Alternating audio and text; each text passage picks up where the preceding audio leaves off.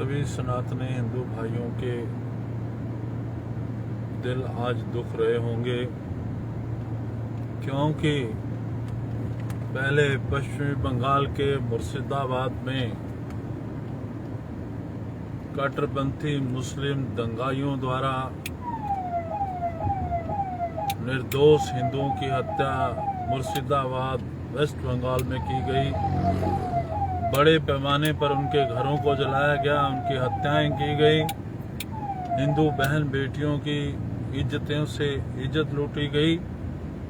और दुख की बात है कि वेस्ट बंगाल के मुख्यमंत्री ममता बनर्जी को भी फुर्सत नहीं मिली कि इन हिंदुओं की हालत को, स्थिति को जानने के लिए उनके इलाके में जा सके। केंद्र सरकार को समय ही नहीं मिला, वहां राष्ट्रपति शासन लगाया जाए और मिलिट्री को तैनात किया जाए और कट्टरपंथी मुसलमानों को जो हिंदुस्तान के संविधान को चुनौती दे रहे हैं उनको सबक सिखाया जाए। उसी का दूसरा क्रूर भाग जम्मू कश्मीर के पहलगाम में देखने को मिला। कल दोपहर 1 से 2 बजे के बीच में पाकिस्तान के पिट्ठू कट्टरपंथी मुस्लिम आतंकवादियों ने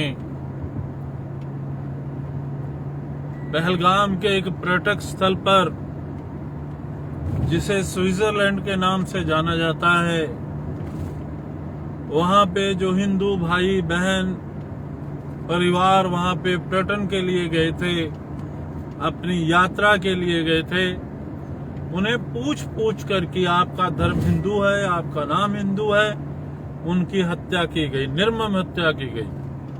आज सभी पेपरों में, न्यूज़पेपर में, चैनल पे वो हृदय विदारक घटनाओं की तस्वीर देखने को मिल रही है, जिसमें एक नवविवाहित लड़की अपने पति की लाश के पास बैठी है।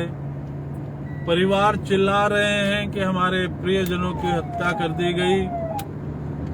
एक परिवार ने बताया, एक की पत्नी ने बताया कि वो भेलपुरी खा रही हैं और उनके पति को नाम पोष करके निशाना बनाया गया कि ये हिंदू है, इसकी हत्या की जाए।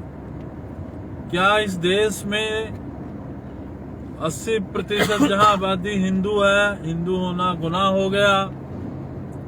अन्य समुदाय के लोग बंदूकें हाथ में ले करके उनकी हत्याएं कर रहे हैं, कभी वक्फ बोर्ड कानून संशोधन के नाम पे, कभी जिहाद के नाम पे और कभी कश्मीर की आजादी के नाम पे। और दुर्भाग्य यह है कि पूरे देश का हिंदू खामोश है।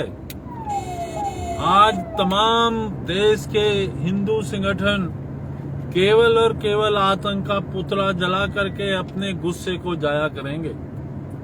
अपने गुस्से का प्रगटावा केवल कागज का पुतला जला करके करेंगे। इससे आगे कुछ ठोस नहीं किया जाएगा। मैं देश भर के तमाम हिंदू संगठनों से कहना चाहता हूं, क्यों नहीं एक मंच पे हम इकट्ठे होते?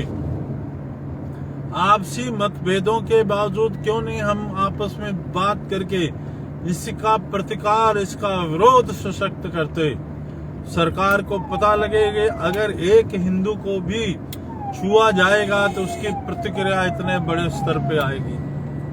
मैं देश के तमाम हिंदू संगठनों को, चाहे वो आंध्र में हो, चाहे दिल्ली में हो, चाहे पंजाब में हो, उनसे आग्रह करूंगा कि एक मंच, एक फोरम पे इकट्ठे हों और इसकी प्रतिक्रिया दें। केवल पुतला फूंक लेने से या मोमबत्ती जलाकर मार्च निकालने से ये जख्म भरेंगे नहीं।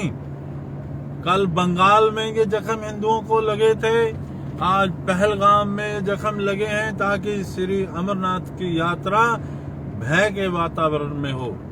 तो इसलिए जरूरी है कि तमाम हिंदू संगठन, चाहे उनके कोई भी मतभेद हो, एक मंच पे आए, अपनी बात रखें और ऐसी प्रतिक्रियाओं के विरोध में ऐसी प्रतिक्रिया आए कि सामने वाले समुदाय के, आतंकी समुदाय के रूहें कांप जाएं। उन्हें एहसास हो कि अगर एक भी हिंदू को क्षति होगी तो उसकी प्रतिक्रिया में बड़ी बड़ी संख्या में प्रतिरोध होगा, विरोध होगा। मैं इसीलिए आज लाइव आया हूं। मैंने घटना की निंदा नहीं की, केवल निंदा, कागजी निंदा। उससे काम चलने वाला नहीं है। कभी हमारे मंदिरों की दीवारों पे खालिस्तान के नारे लिख दिए जाते हैं, कहीं हमारे हिंदू स्वरूप देवी देवताओं का अपमान किया जाता है। बांग्लादेश में हमारे देवी माँ दुर्गा पंडालों को आग लगा दिया जाता है, और कहीं पश्चिमी बंगाल में हिंदुओं की सरेआम हत्याएं की जाती हैं, और वक्फ बोर्ड कानून के विरोध के नाम पे उनकी बहन बेटियों की इज्जत से खिलवाड़ किया जाता है। पहलगाम जैसे इलाके में हिंदुओं की लाशें बिछा दी जाती हैं, पर देश भर से हिंदुओं की कोई प्रतिक्रिया नहीं आ रही। बिल्कुल खामोशी है। कुछ आगे हुए हिंदू मोमबत्ती, कैंडल मार्च, कहीं पुतले का दहन हो रहा। ये हिंदुत्व की निशानी नहीं है। ये शिवाजी मराठे, महाराणा प्रताप या माँ दुर्गा के हिंदुत्व की निशानी नहीं है। निशानी वही है जो शिवाजी महाराज ने अफजल खान के साथ किया था, जो महाराणा प्रताप ने मुगल साम्राज्य के साथ किया था। आज उसी को दोहराने का वक्त है। उस दोहराने की बात है कि जो देश विरोधी हैं, जो आतंकवाद के समर्थक हैं, उनके साथ कड़ाई के साथ पेश आना होगा।